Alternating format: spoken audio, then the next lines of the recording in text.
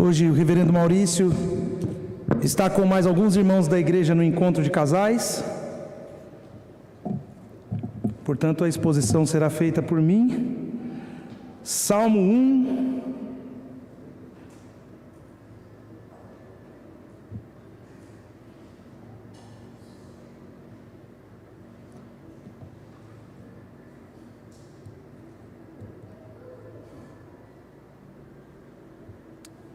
Assim diz a palavra do Senhor: bem-aventurado o homem que não anda no conselho dos ímpios, não se detém no caminho dos pecadores, nem se assenta na roda dos escarnecedores.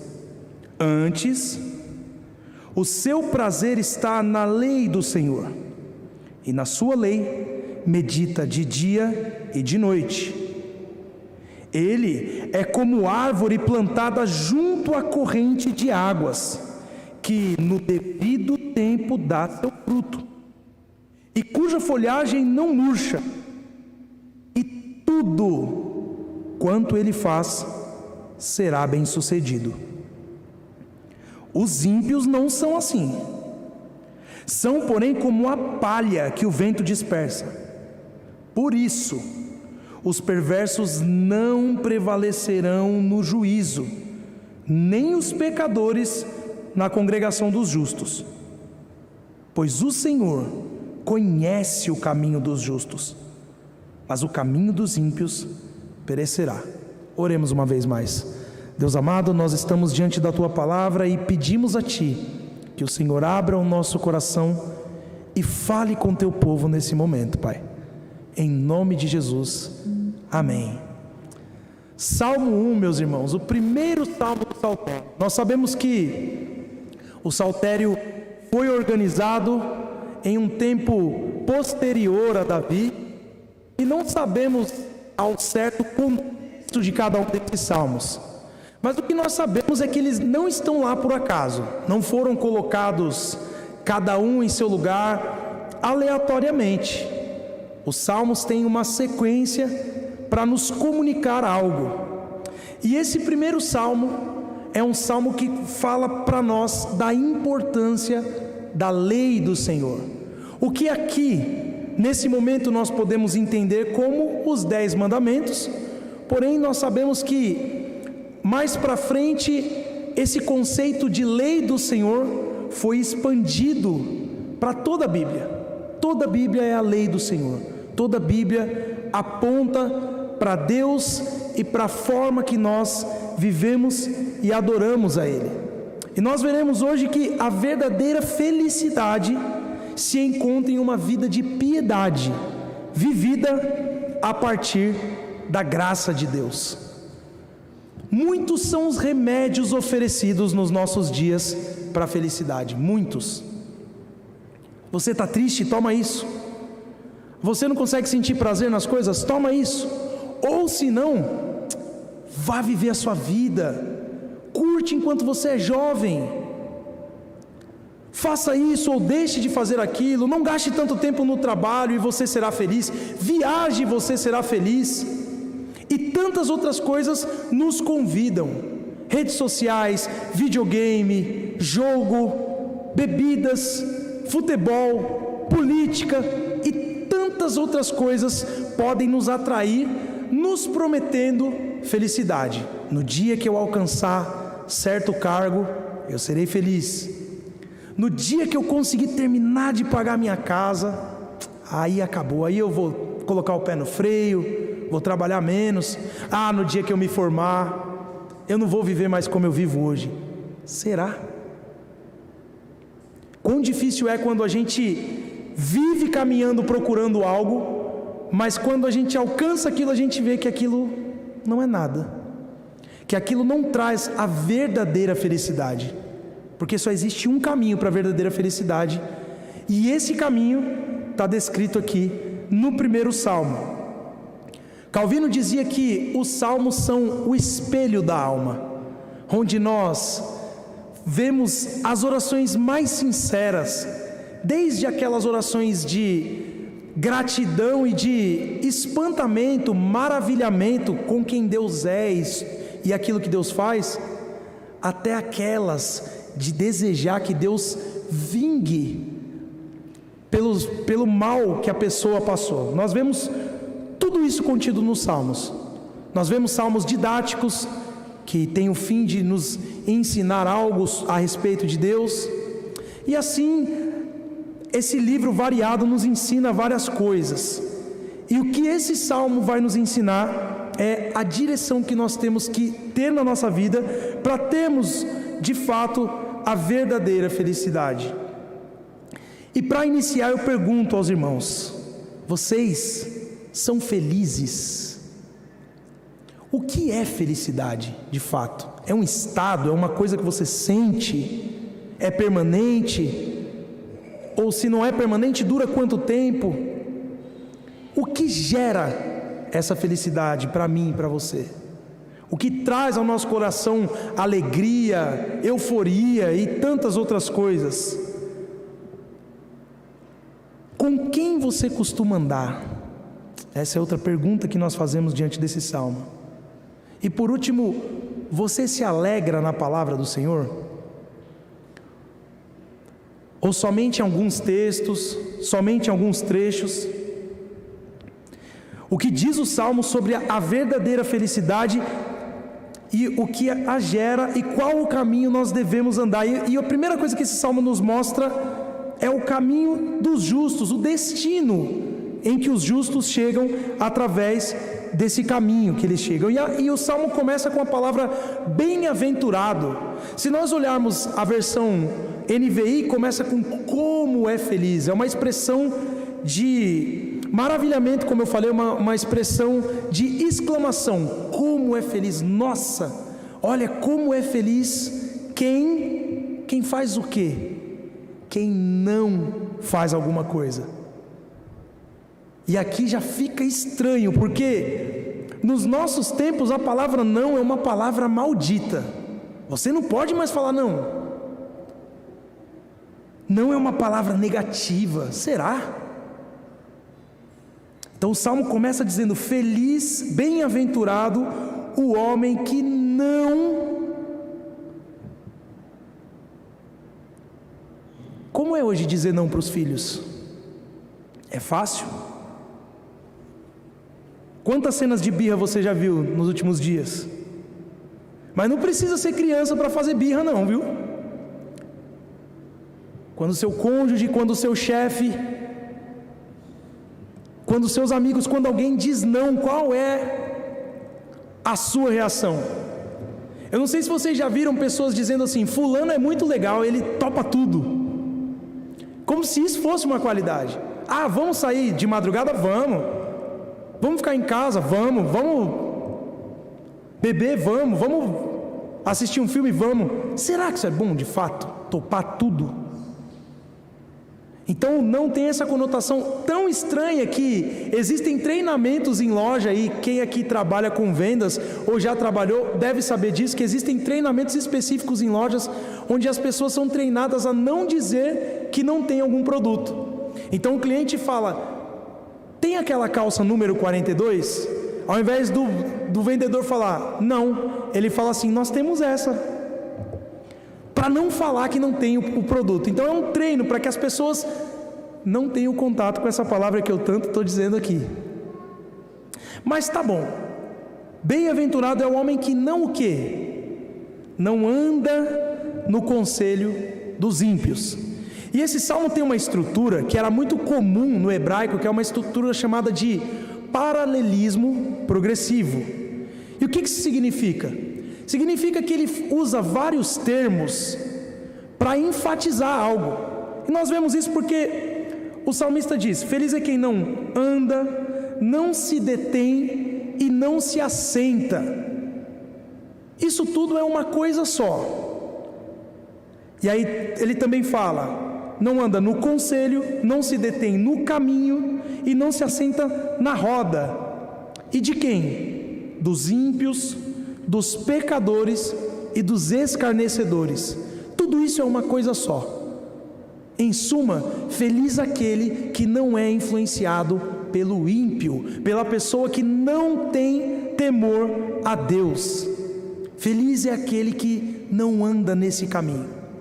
E outra coisa que a gente pode identificar através desse paralelismo é que existe uma progressão.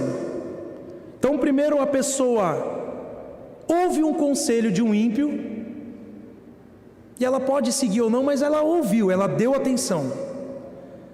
Depois que ela ouviu aquilo que talvez fosse estranho para ela, deixa de ser, começa a se tornar uma coisa mais comum.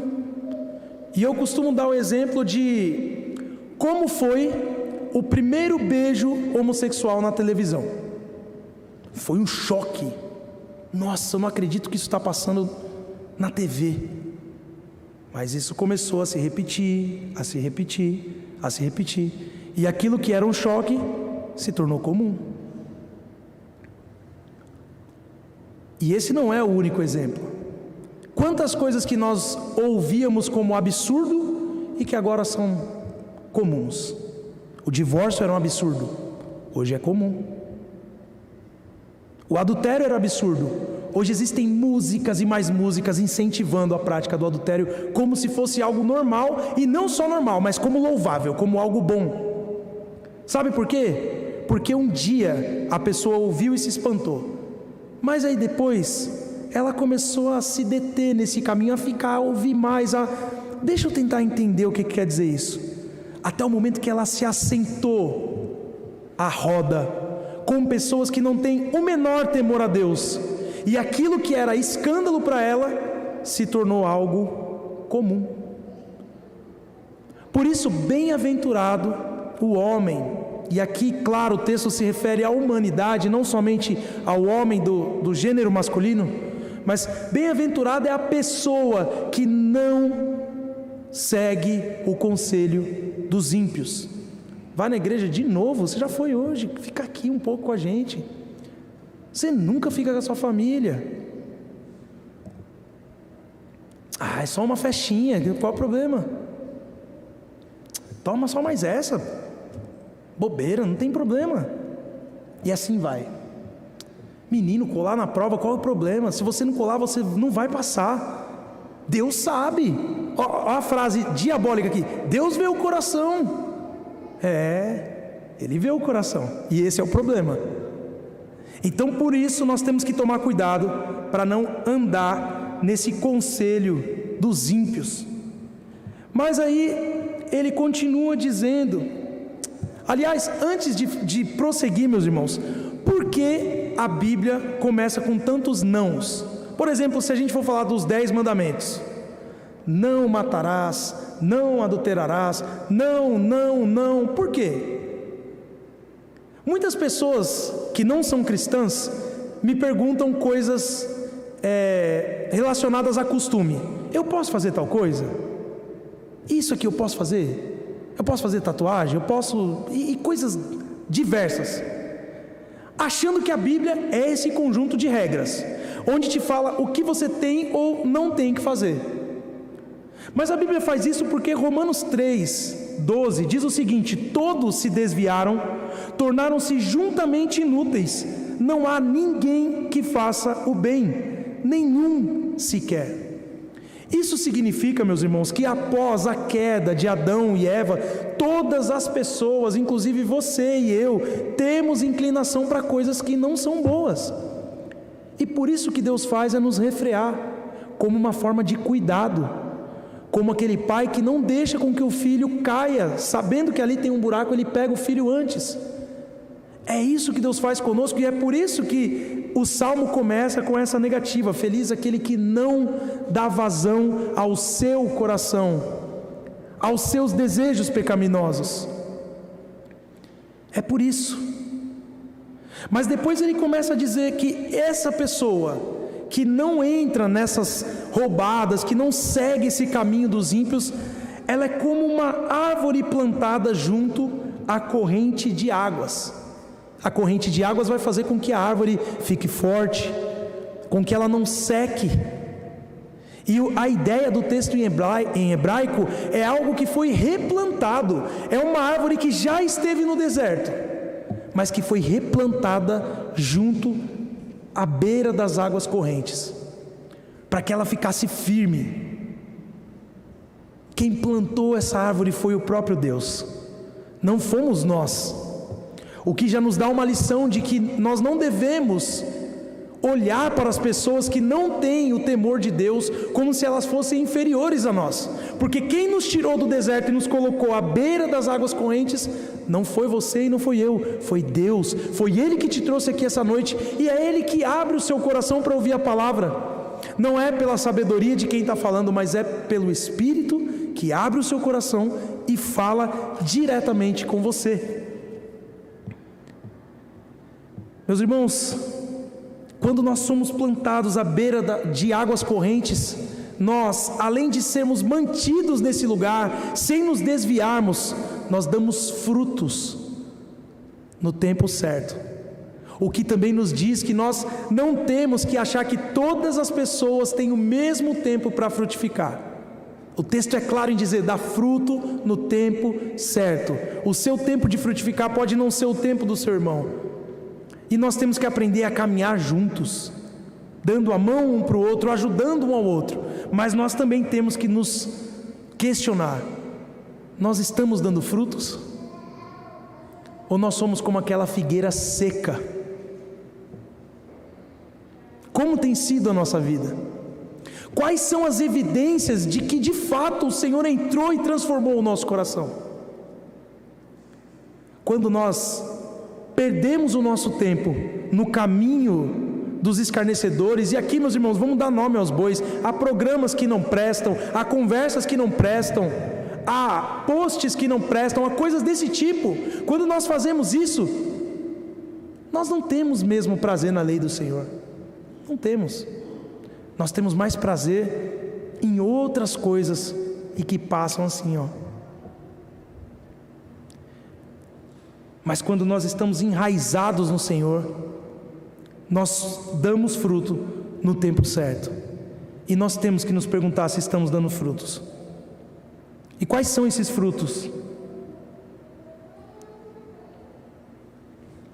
Como você tem vivido a sua vida? Como as pessoas que não andam com você aqui na igreja te enxergam fora daqui? Qual é a sua reação diante de problemas, de adversidades, diante de confronto, diante de momentos de raiva, momentos de tristeza? Por isso nós somos chamados a não dar a mínima chance para que o nosso coração se distancie do Senhor, de forma a que o conselho dos ímpios tenha um peso maior em nós do que os caminhos do Senhor, do que a lei do Senhor. Por isso Gálatas 5,13 diz: irmãos, vocês foram chamados para a liberdade, mas não usem a liberdade para dar ocasião à vontade da carne. Pelo contrário, sirvam uns aos outros mediante o amor. E Romanos 12,2 diz: não se amoldem ao padrão deste mundo, mas transformem-se pela renovação da sua mente, para que sejam capazes de experimentar e comprovar a boa, agradável e perfeita vontade de Deus. Novamente o não se amoldem ao padrão desse mundo. Não é questão de ser moderno, não é questão de ser antigo, é questão de ser bíblico, é questão de onde o Senhor quer que você esteja, e é na contramão da maioria das coisas que nós vemos por aqueles que não andam no caminho do Senhor. E aqui, meus irmãos, ele começa a falar dos ímpios e o tom muda de forma drástica. Ele diz: não é o caso dos ímpios. Os ímpios não são assim. Os ímpios não são como árvores plantadas à beira de águas correntes. Os ímpios são como a palha que o vento dispersa. Os ímpios são levados para qualquer lugar, são convencidos de qualquer coisa. Os ímpios são convencidos de que se você tiver palavras positivas, tudo vai dar certo na sua vida.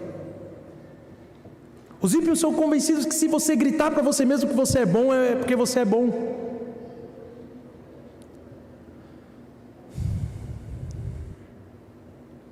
São como palha, levados para qualquer lado. Então, hoje, eu vou na missa do domingo de Ramos. Amanhã, eu vou ler o horóscopo. Depois de amanhã, eu vou ver o Big Brother.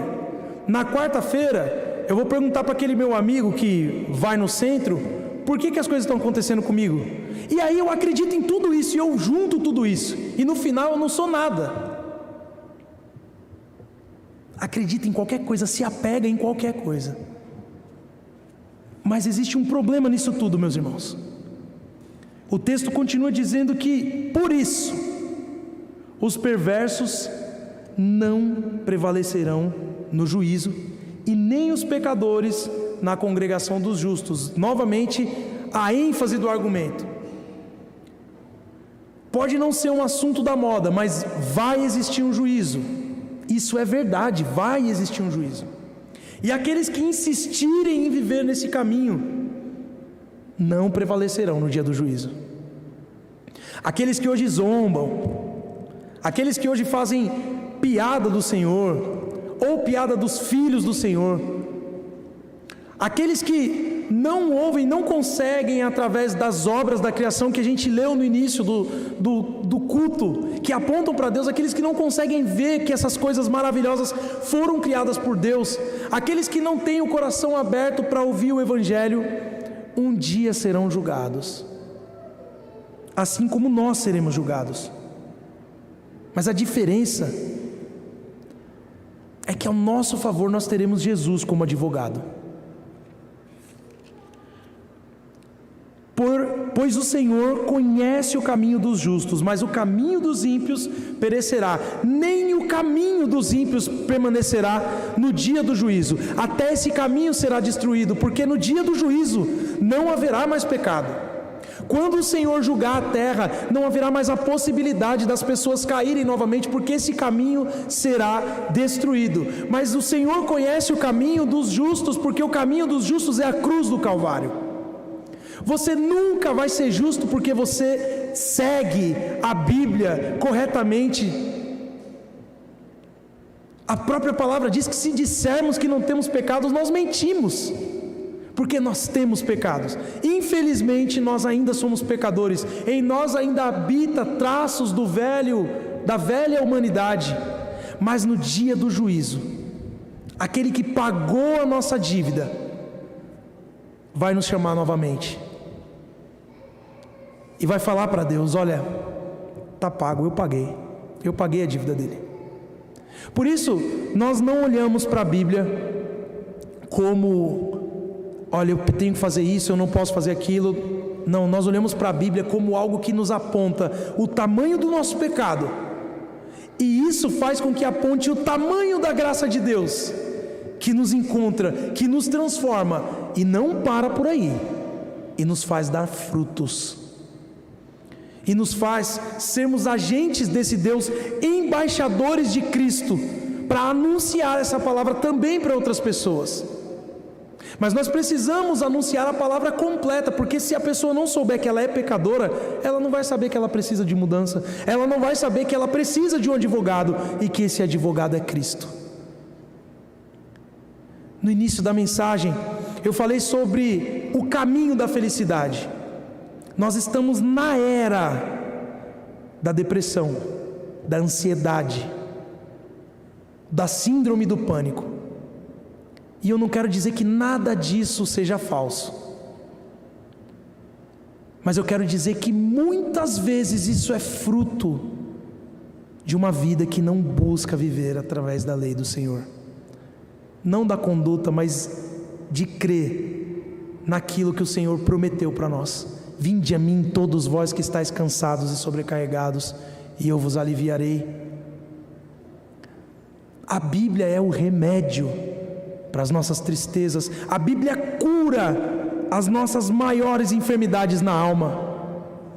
Quando nós temos enfermidades no nosso corpo, nós procuramos o médico. Quando nós temos enfermidade na nossa alma, nós procuramos a Deus que é capaz de transformar todas as coisas na nossa vida. Por isso, meu irmão, o meu incentivo para você essa noite não é que você não procure um médico, mas é que você, antes de tudo, procure a Deus, se coloque diante de Deus, busque ao Senhor, se coloque de joelhos diante dele e diga: Senhor, a sua lei é perfeita, mas eu não consigo cumpri-la, portanto, me ajude, me santifique, me faça frutificar, me faça amar a tua palavra, me faça ser um embaixador do Senhor nessa terra.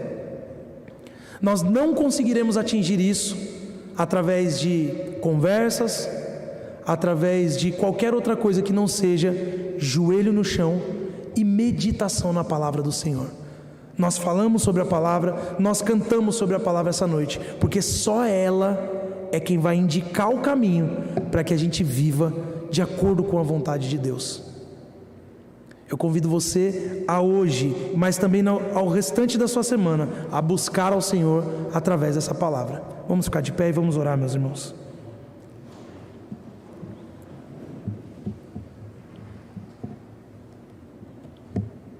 Deus amado, nós te agradecemos porque o Senhor nos mostra o destino daqueles que buscam ao Senhor e o destino daqueles que andam no caminho dos que não temem o Senhor. E nós sabemos, Senhor, que muitas vezes os caminhos fora de Ti atraem a nossa natureza pecaminosa, a nossa natureza carnal.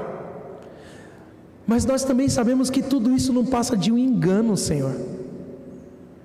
Por isso nós pedimos que o Senhor retire o engano do nosso coração, que o Senhor nos faça ver quão mais valoroso é estar na Tua presença do que qualquer outra coisa, Pai. Nos ajude, Deus, a querer estar contigo, a não fazer isso por uma obrigação social, porque é domingo e nós temos que ir à igreja.